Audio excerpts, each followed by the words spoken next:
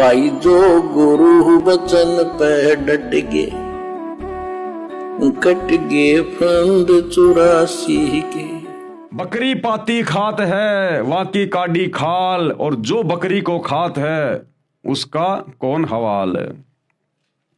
बकरी जो आपने मार डाली वह तो घास फूस पत्ते आदि खाकर पेट भर रही थी।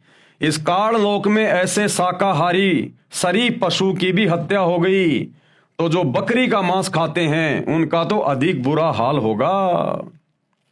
पशु आदि जो हलाल बिस्मिल आदि करके मांस खाने व प्रसाद रूप में वितरित करने का आदेश दयालु यानी करीम प्रभु का कब प्राप्त हुआ कि हे मुल्ला, तुझे ये मांस काटकर प्रसाद बनाकर खाने का और बांटने का उस करीम अल्लाह परवरदिगार सुप्रीम गॉड कबीर से कब तुझे आदेश प्राप्त हुआ। क्योंकि पवित्र बाइबल उत्पत्ति ग्रंथ में पूर्ण परमात्मा ने 6 दिन में सृष्टि रची, 7वें दिन ऊपर तख्त पर जा बैठा तथा सब मनुष्यों के आहार के लिए आदेश किया था कि मैंने तुम्हारे खाने के लिए फलदार वृक्ष तथा बीजदार पौधे दिए।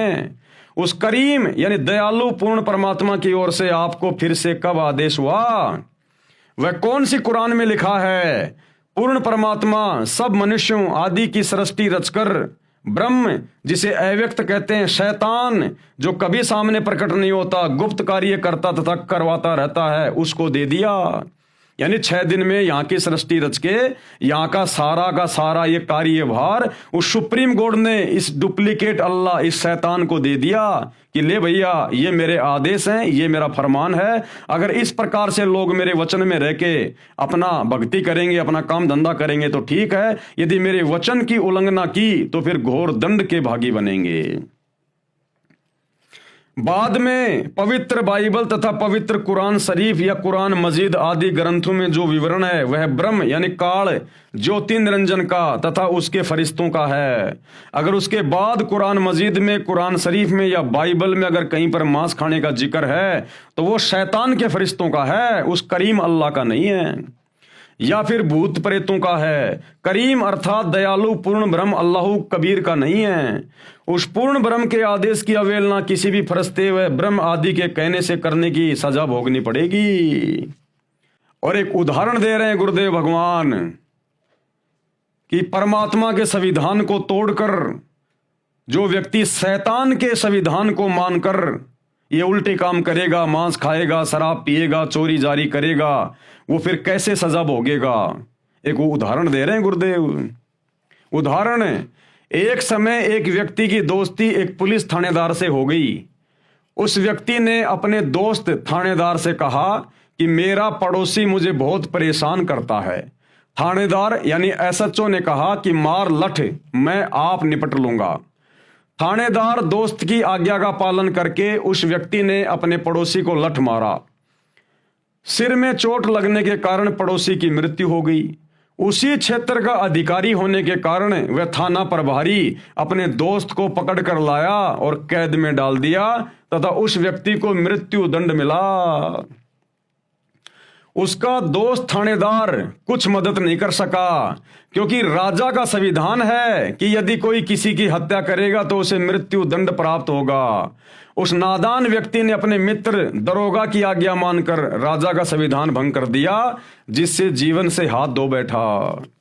यानी राजा का भारतीय संविधान है, अगर कोई किसी की हत्या करेगा तो उसको मृत्यु दंड मिलेगा। लेकिन उस व्यक्ति ने अपने दोस्त थानेदार के कहने से अपने पड़ोसी के सिर में लठ मार दिया और उसकी मृत्यु हो गई।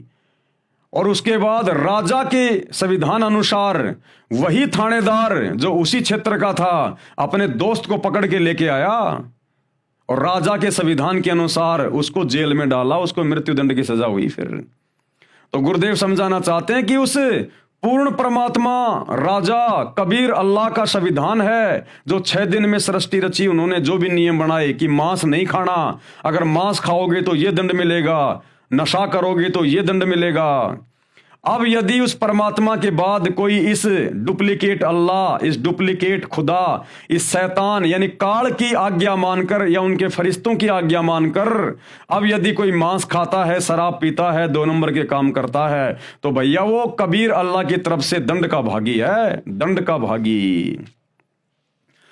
ठीक इसी प्रकार पूर्ण परमात्मा की आज्ञा की अवहेलना करने वाला पाप का भागी होगा, क्योंकि कुरान शरीफ और कुरान मजीद का ज्ञान ब्रह्म यानी शैतान ज्योति निरंजन जिसे आप अव्यक्त कहते हो यानी जो दिखाई नहीं देता उसका दिया हुआ है। इसमें उसी का आदेश है तथा पवित्र बाइबल में केवल उत्पत्ति ग्रंथ के प्रारंभ में पूर्ण प्रभु का आदेश है। पवित्र बाइबल में हजरत आदम तथा उसकी पत्नी हवा को उस पूर्ण परमात्मा ने बनाया। बाबा आदम की वंशज संतान हजरत इजराइल, राजा दाऊद, हजरत मूसा, हजरत ईसा तथा हजरत मोहम्मद आदि को माना है। पूर्ण परमात्मा तो 6 दिन में सृष्टि रचकर तख्त पर विराजमान हो गया।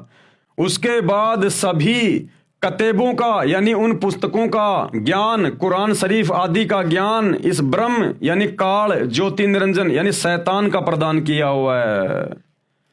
पवित्र कुरान का ज्ञान दाता स्वयं कहता है यानी वो शैतान स्वयं कहता है कि पूर्ण परमात्मा जिसे करीम अल्लाह कहा जाता है उसका नाम कबीर है, वही पूजा के योग्य है। उसके तत्व ज्ञान व भक्ति विधि को किसी बाखबर यानी तत्वदर्शी संत से पता करो।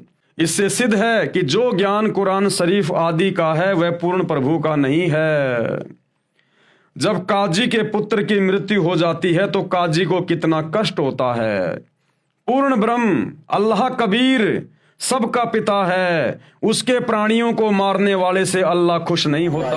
जो गुरु बचन पे डट गे, कट गे फंद 84 के, कट गे फंद 84 के, कट गे फंद 84 के।